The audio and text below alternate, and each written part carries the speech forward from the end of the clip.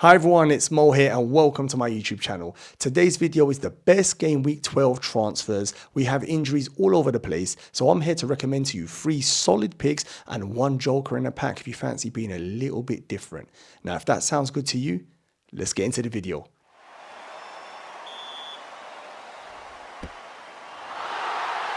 Now, before we jump into the first pick, I want you to do me a quick favor. Please press like, subscribe, share this video with any other FPL manager you think would appreciate this content. All right, now that's done. Let's get into the first pick.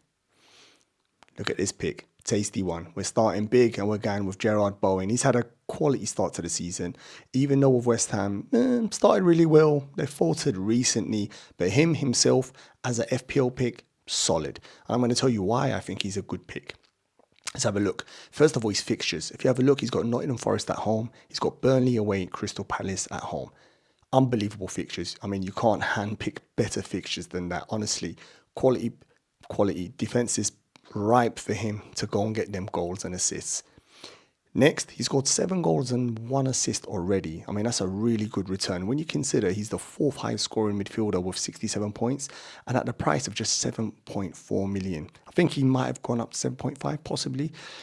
Still, bargain. Delivering them figures, them stats, looks a quality signing for our FPL team. Our midfield is crying out, especially with someone like Maddison who's potentially injured. If you get the confirmation he's out, this is such an easy move. You don't have to even think about it. You bring him in.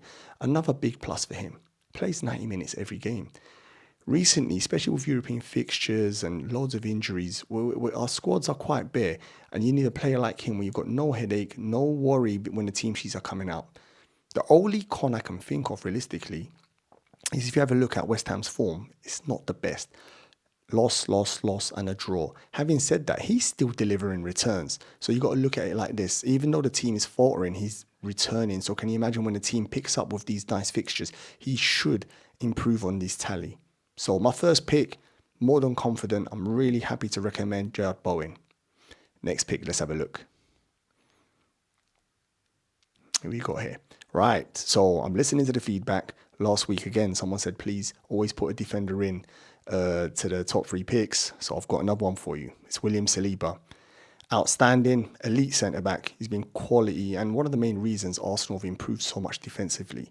Now, why am I recommending him? There's injuries again in defence. The fixtures are looking good. If you look at Arsenal's fixtures, here we go. Let's have a look. We've got Burnley at home, we've got Brentford away, and we've got Wolves at home. Again, 3 lovely fixtures. I see 2 cleans out of the 3. What do you reckon? 2 cleans out of the 3 there. Assured minutes. Like, I would have recommended Gabriel if I was confident, but recently I'm not quite sure what Arteta's doing. I'm not happy with it. I don't think Arsenal fans are happy with it either. I think the team look much more solid when Saliba partners Gabriel. That's my take on it. But Gabriel played tonight in the Champions League. Done really well. Yeah. Saliba's the one. No headache of no rotation. I think that's quite a big deal. Only conceded 9 goals. I think Arsenal's one of the best defences in the Premier League, maybe second to is it Manchester City? Solid defensive record. And with them fixtures, I see, as I said to you, 2 cleans out of the 3. More than comfortable. No headache. It's an easy pick. If you're moving away from, say, Burn, you've got a bit more money in your bank, bring him in. Not a problem for you. What's the potential negative I can find? There's not much here. I'm really scrimping here, and it's injuries impacting the team. Recently, Arsenal have suffered injuries and knocks here. The squad is being tested. No Partey, no Jesus, no Nketiah. Is it no? There's players. They are starting to lose a couple of players. So the squad is being tested. Having said that, watch them play the Champions League fixture versus Seville. So comfortable. They basically, I think Seville only had 0.7 XG. Basically didn't even get a sniff at goal. It shows you how solid. And this season, Arsenal look much more defensive than they did last season. Possibly it impacts their attack maybe, but still, as a defensive unit, and I'm recommending a defender here, Saliba's my second pick. I'm happy to recommend that pick. Let's see for the third one.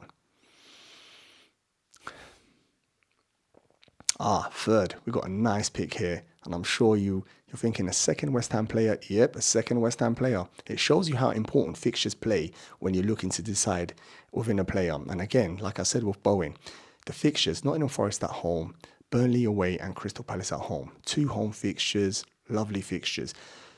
Mohamed Kudus comes in at what, 6.5 million. Lovely, lovely price. I know midfield's a premium position, but there we are starting to get injuries, and some of us have gone to shifted to 3 up front. There's potential to bring him in, and if you're looking for a midfielder, he's almost coming in at enabler money at 6.5 million. Now he's a differential.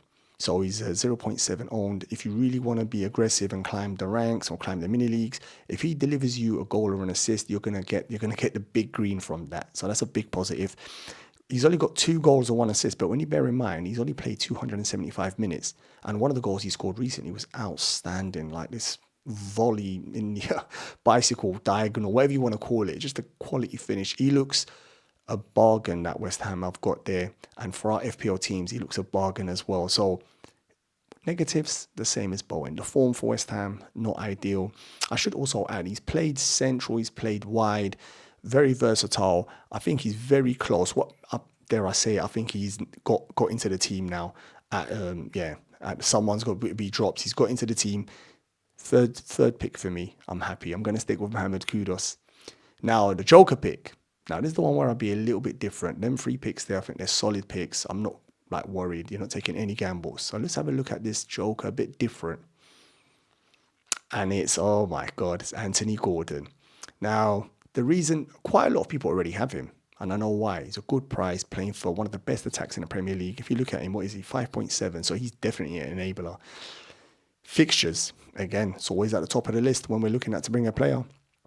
Bournemouth away, Chelsea at home, Man United at home. Maybe not the best fixtures, but still decent considering if you watched Man United against Copenhagen, they gave away a 2-0 lead to lose 4-3. They're defensively broken. They're very fragile. I mean, if you score against them, you score the second and third. They're fragile. They honestly are. They look on the ropes. So that's a good fixture. That's the reason I still class the fixtures as nice. Chelsea, not bad, but you saw against Spurs, they're still all over the place and they will give you chances. Now, the second advantage for him, he could play up front. He could play as a striker. Now, why do I say this? Eddie Howe's already done that a couple of times, especially now. Isaac's injured still. And then Wilson, he came off with some tightness. So they're going to look after him because he's very injury-prone player and they don't want that.